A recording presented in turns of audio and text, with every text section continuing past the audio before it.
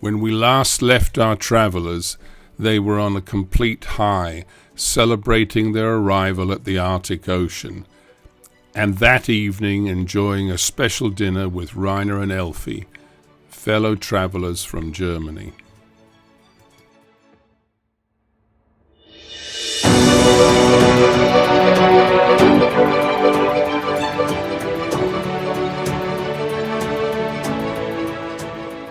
Following days were spent exploring Tuk and generally getting a feel for the area, this unique community so far above the Arctic Circle. During our visit, the sun would set at 1:20 a.m., disappearing briefly just below the horizon, only to rise again at 3:30 a.m. Of course, in the winter, the temperatures are below freezing night and day, and in the month of December, the sun simply does not rise for weeks on end.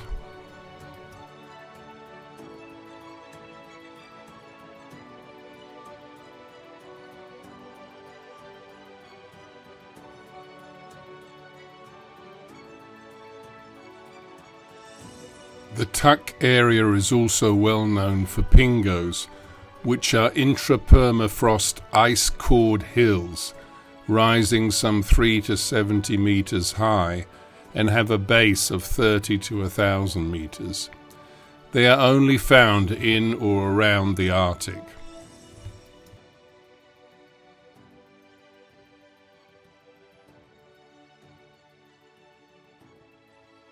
All this exploring was making us rather hungry, but neither of us fancied trying the local delicacy called muktuk, which of course is just whale blubber.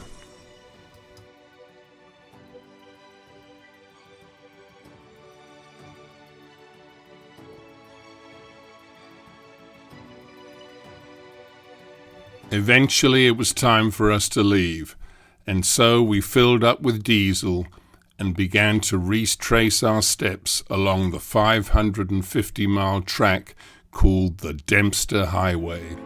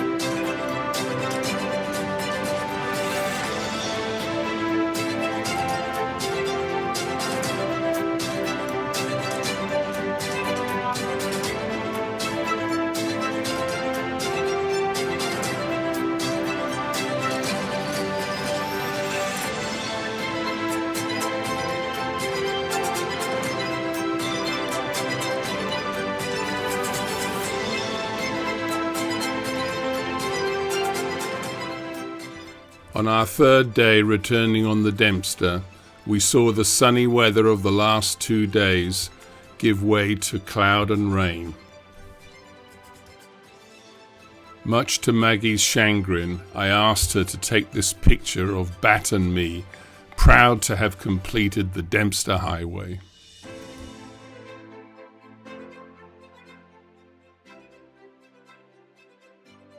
We finally entered Dawson City, located on the Yukon River in the northwest of Canada. The town was made famous during the 19th century Klondike Gold Rush and has many preserved frontier-style buildings. While in Dawson City, we camped by the library for a few days and got our laundry done, washed bat, and explored the city on foot. Of course, no visit to Dawson City would be complete without an evening spent at Diamond-Toothed Gertie's, which offers gambling, drinks, and dancehall girls.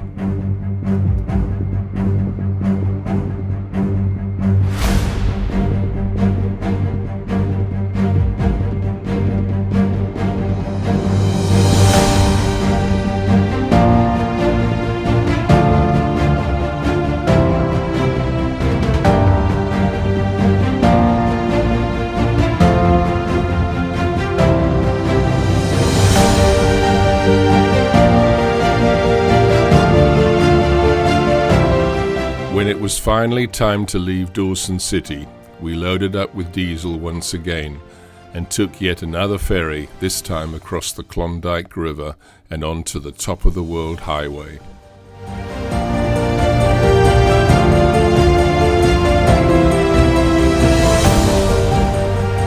Eventually the US border came into our view. The location is pretty remote, and so after our immigration proceedings were completed, I asked the officer if he had to stay there for a week or two before being relieved. He smiled and told me that actually he and his family stay for the entire duration the border crossing is open, which apparently is from April to mid-September.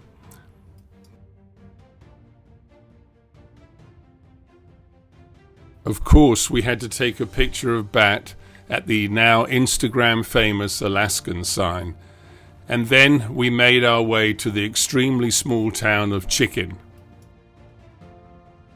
According to the 2020 census, Chicken reportedly has a full-time population of 12 people, and that is up from 7 10 years earlier.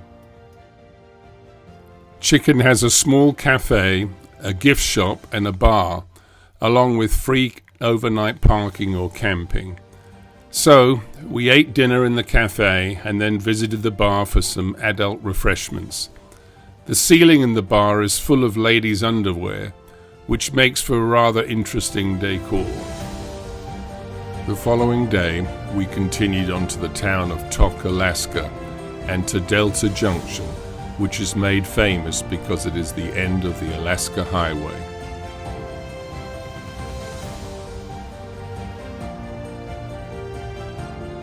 Further north, we enjoyed fantastic views of the majestic Alaska mountain range, resplendent in the morning sunshine.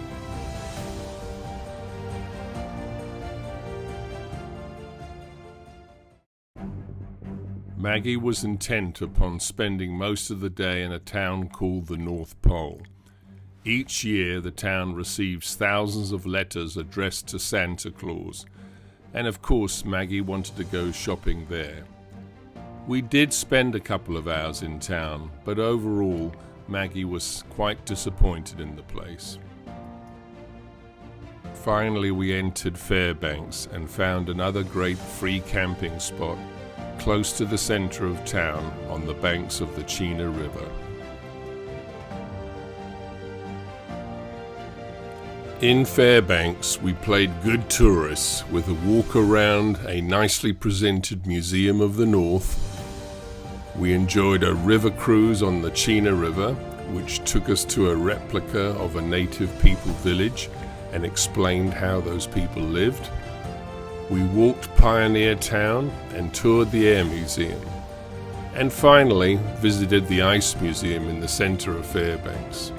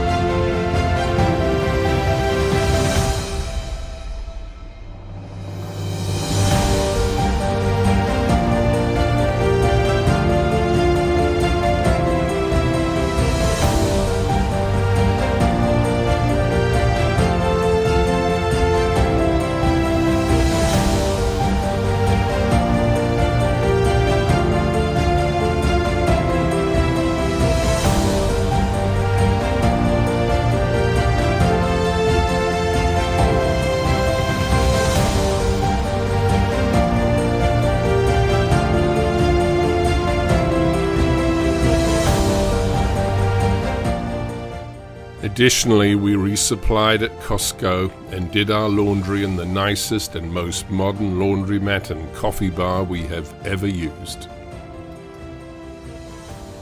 Then, quite out of the blue, we received word from Patricio and Kathy, who had also purchased a living unit from Bliss Mobile.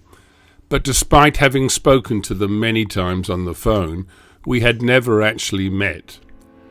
Patricio and Kathy invited us for lunch, and so off we went and had a great old time telling stories and taking pictures.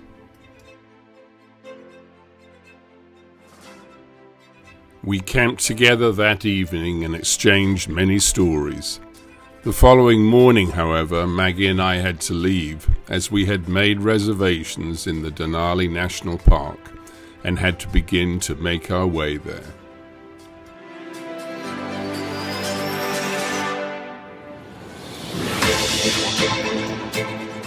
Although we prefer boondocking when camping, when visiting a national park, you are pretty much forced to stay in a park campground and to make reservations well ahead of time due to the campground's popularity.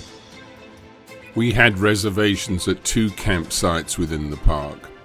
The first was called Riley Creek and was close by the visitor center. We stayed 2 nights at Riley Creek, and from there the next day we hiked to Horseshoe Lake, which was a very pretty area and with beaver dams along one end of the lake.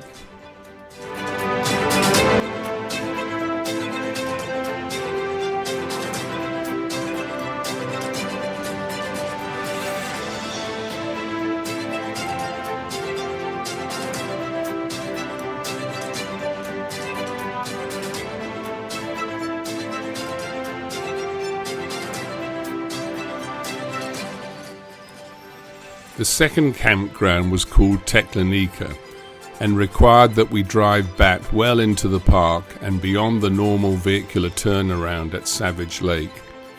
Reservations at Tek require a 3-day minimum stay. From Tek, we hiked the short Savage River Trail, and the next day we took a bus to the East Fork River and hiked to the end of the road.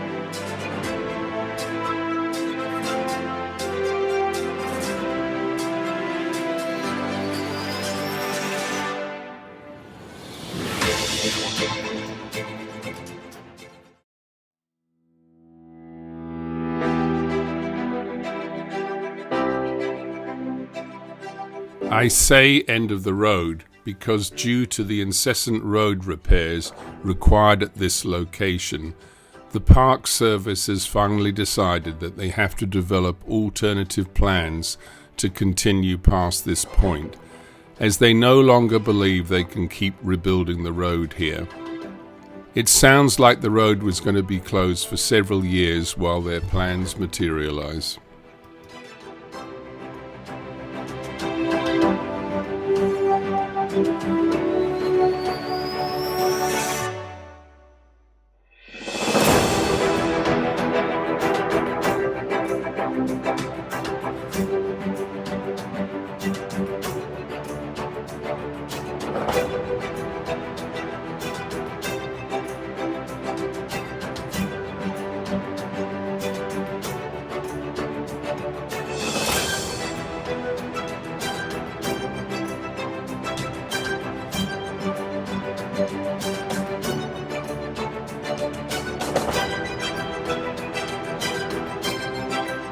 All views in the park were certainly spectacular, but Denali itself remained firmly hidden behind persistent clouds.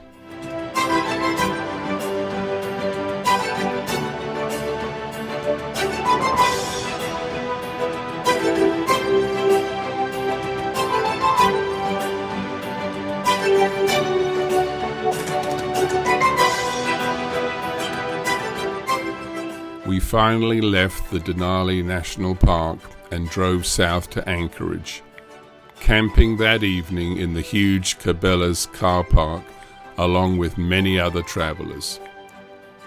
All too soon it was time for Maggie to fly home. The next evening we ate out in Anchorage, as the following day was time for our bittersweet parting at Anchorage Airport. But that, my friends, is the story for another day.